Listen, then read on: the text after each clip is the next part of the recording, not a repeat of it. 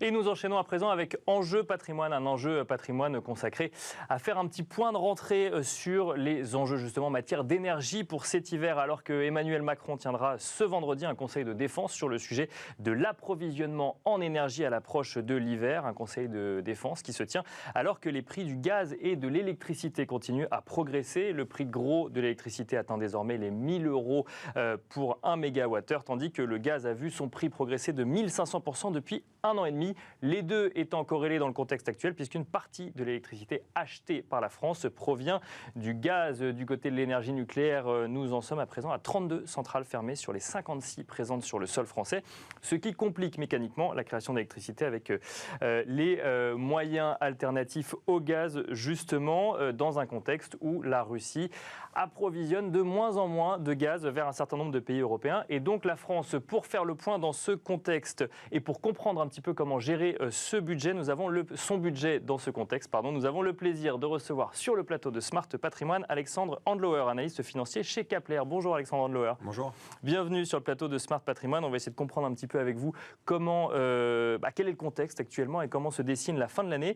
Mais nous avons également le plaisir de recevoir sur le plateau de Smart Patrimoine Adeline Jubert. Bonjour Adeline Jubert. Bonjour. Vous êtes directrice du pôle Living Expense Conso, Énergie Télécom et Banque chez Meilleur Taux. Bienvenue également à vous sur le plateau. On va essayer de comprendre avec vous comment adapter, gérer son budget, réagir à la situation actuelle, anticiper peut-être aussi.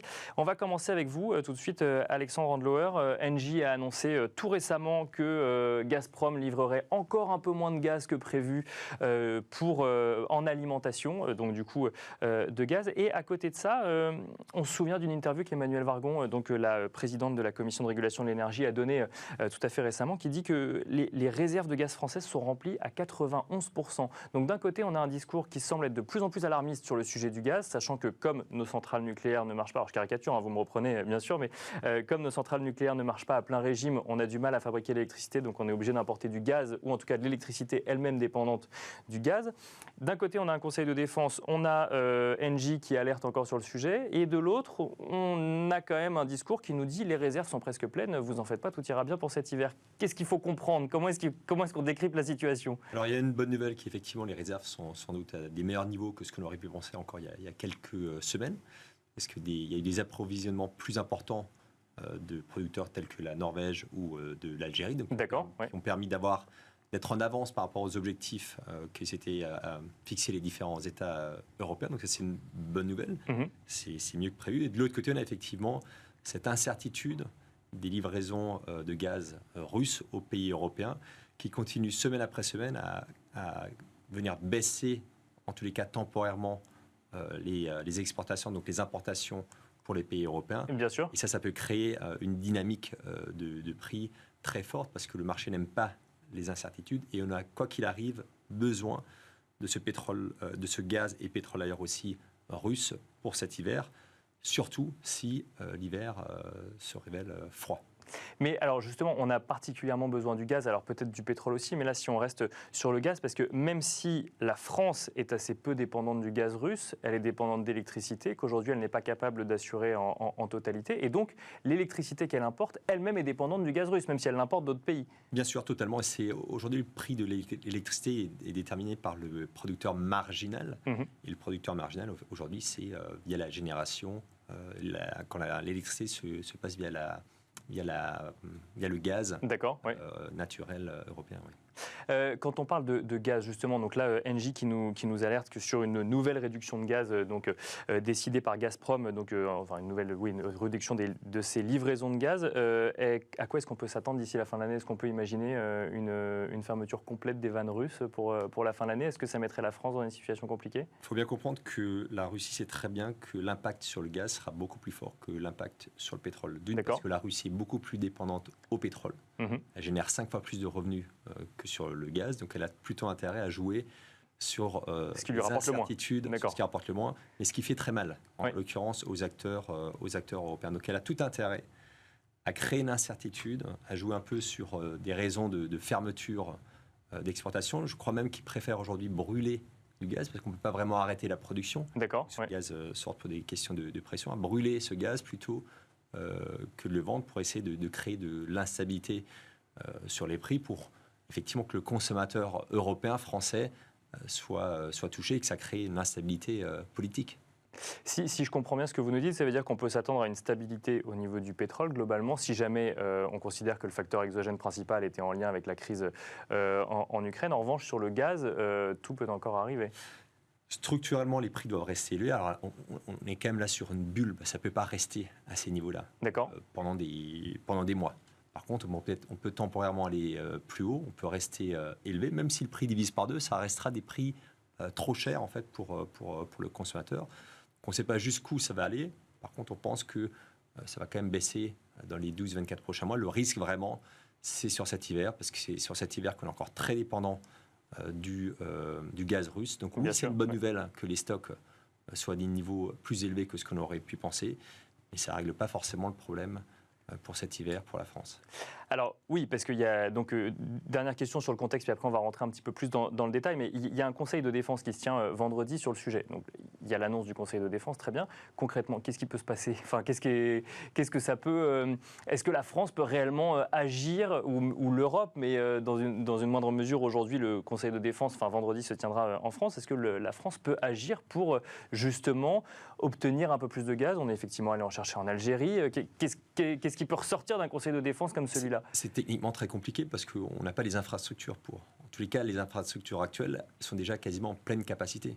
Une unité d'importation de gaz, ça prend 2 à 3 ans, ça coûte des milliards, donc ça va être fait, mais ça sera pas pour cet hiver. Donc j'ai l'impression que ce sera plus pour soulager le consommateur que pour ramener plus d'offres, ou alors jouer tout simplement sur la consommation et essayer de tirer la consommation à la baisse, pour essayer de rééquilibrer le marché comme ça. Alors ça, effectivement, Adeline Joubert, on a beaucoup entendu des membres du gouvernement nous expliquer qu'il fallait réduire la consommation. Alors certaines phrases comme couper le Wi-Fi quand on part en vacances ont été beaucoup commentées ou autres. On va revenir peut-être sur les actions qu'on peut mettre en place, mais juste avant, un mot quand même, il y a un bouclier tarifaire aujourd'hui qui permet de limiter l'impact, donc du coup, au niveau géopolitique d'approvisionnement en gaz ou en électricité sur le consommateur final. Un bouclier tarifaire qui a coûté, je crois, 20 milliards d'euros pour le moment, mais qui permet de ne pas augmenter trop fortement le prix de l'électricité et même de geler celui du gaz. Donc ça, c'est déjà une première protection pour le consommateur ou l'épargnant.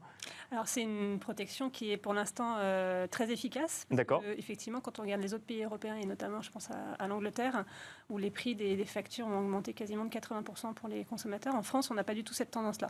Donc en fait, aujourd'hui, les consommateurs, je pense qu'on est décorrélés en fait, de la réalité du marché. D'accord. Quand le bouclier tarifaire va arriver à la fin. Alors, est-ce qu'il arrivera à la fin Il n'a pas de date de fin aujourd'hui. Pour l'instant, les prix du gaz sont bloqués jusqu'au 31 décembre. D'accord. Et l'électricité est censée augmenter que de 4% en début d'année prochaine. On ne sait pas ce qui va se passer pour la suite. Il y a des échanges qui indiquent qu'ils vont peut-être modifier le bouclier tarifaire pour que ce soit uniquement pour les ménages les moins aisés. Bien sûr. En gros, faire payer plus les gens qui gagnent plus. Mais pour l'instant, rien n'est décidé. Donc, on va voir ce que ça va donner. Mais c'est vrai qu'aujourd'hui, les Français sont très, très protégés.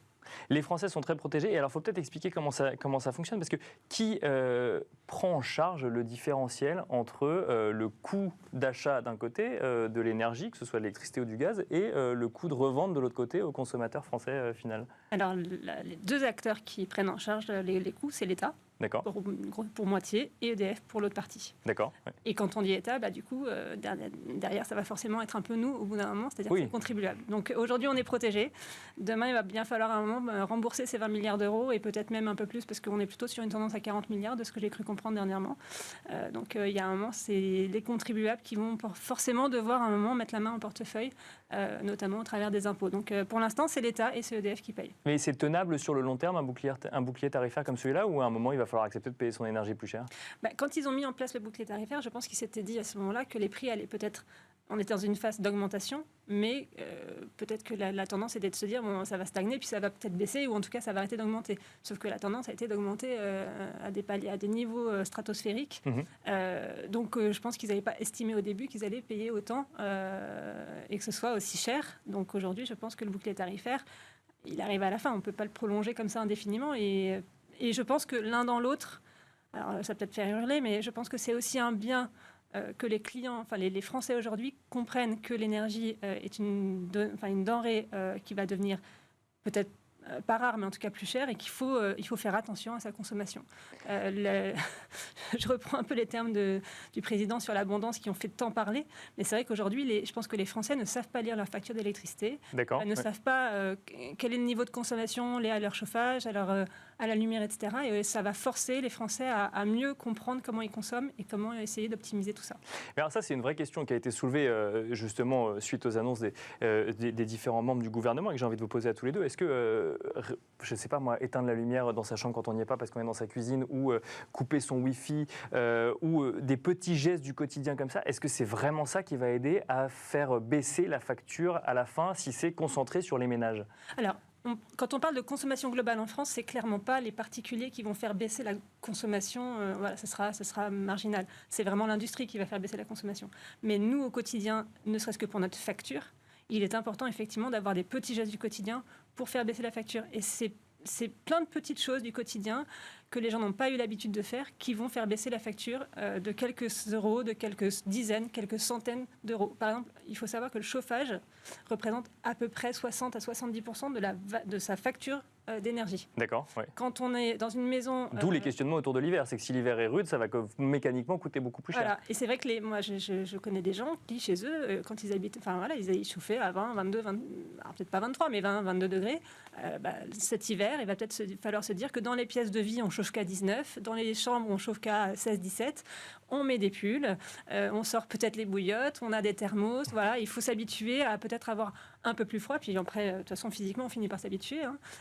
Quand on part de chez soi et que vraiment il va faire froid dehors, peut-être qu'il faut fermer ses volets parce que ça permet d'isoler la maison. C'est plein de petits gestes du quotidien de ce type-là qui vont permettre de réduire sa facture. Alors, du jour au lendemain, ça ne va pas se voir tout de suite, mais au fur et à mesure de tous ces petits gestes, la facture peut effectivement baisser de manière assez symbolique, assez importante. Pardon. Alexandre Andlauer, il y a effectivement la réaction personnelle qu'on peut avoir pour soi ou dans son ménage pour réduire sa facture, et il y a le sujet d'avoir suffisamment pour tout le monde, des quantités même d'électricité ou d'énergie et donc de gaz. Est-ce que là, les petits gestes du quotidien suffisent à régler l'équation, à résoudre l'équation ? Je pense effectivement, là on voit qu'il y a plutôt des coupures, c'est chez les industriels, chez les gros acteurs, pour une question d'inflation, parce qu'en fait ils sont tout simplement incapables de repasser au consommateur final le prix.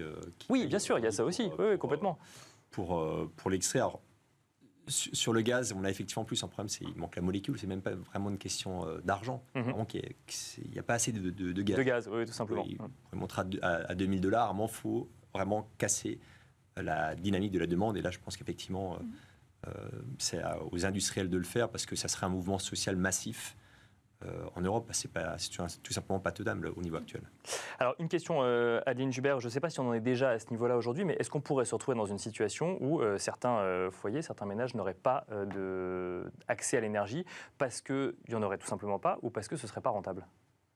Alors, aujourd'hui, on a quand même deux acteurs de l'énergie, donc Engie côté gaz, EDF côté électricité, qui sont des acteurs historiques et qui ont un devoir de service national qui est d'accepter n'importe quel client. Donc ils vendront, même s'ils perdent de l'argent, ils vendront l'énergie. Voilà, donc c'est comme l'hôpital public, comme l'école, voilà, ils ont un devoir de fournir de l'énergie à n'importe quel Français qui le leur demanderait. Donc par exemple, on a certains fournisseurs aujourd'hui alternatifs qui mettent la clé sous la porte et quand ils mettent la clé sous la porte, ils envoient un mail ou en tout cas ils contactent leurs clients en leur disant aller chez EDF ou aller chez Engie. Donc, d'accord. Je n'imagine pas que des Français se retrouvent sans énergie. Par contre, les tarifs qui vont être proposés, aujourd'hui il y a le bouclier, demain on ne sait pas, ça peut flamber effectivement. Donc aujourd'hui les gens qui déménagent par exemple, aller trouver un nouveau fournisseur d'électricité ou de gaz. Chez EDF ils auront un prix qui est bloqué pour l'instant et qui est intéressant. Chez les alternatifs ils peuvent avoir des offres intéressantes pour l'instant, mais qui peuvent être évolutives du jour au lendemain et avoir des factures qui augmentent très fortement, quasiment du jour au lendemain. Ouais. Bien sûr, et là pour le coup être engagé sur des contrats où on voit les prix évoluer, Alors, forcément. Ouais. Une chose importante, c'est que très rapidement, vous êtes engagé sur un contrat, par exemple, d'une durée d'1 an, mais vous pouvez changer de fournisseur à n'importe quel moment. D'accord. Voilà, il n'y a pas d'obligation contractuelle à rester chez votre fournisseur. Donc, si votre prix augmente, vous pouvez tout à fait changer du jour au lendemain. Enfin, il y a un délai de changement, mais ça se fait, vous n'avez pas d'engagement, vous n'êtes pas obligé de rester chez votre fournisseur. Bon, encore faut-il que le fournisseur ait des prix compétitifs dans un contexte où tout le monde achète l'énergie plus chère. Exactement, tout à fait. Merci beaucoup Adeline Jubert, directrice du pôle Living Expense Conso, Énergie Télécom et Banque chez Meilleur-Taux. Merci également Alexandre Andlauer, analyste financier chez Kepler. Merci à tous les deux d'avoir décrypté un petit peu ce sujet de l'énergie et des prix de l'énergie face à l'hiver qui arrive. Merci à vous de nous avoir suivis et je vous donne rendez-vous demain à 13h sur Bismart pour un nouveau numéro de Smart Patrimoine.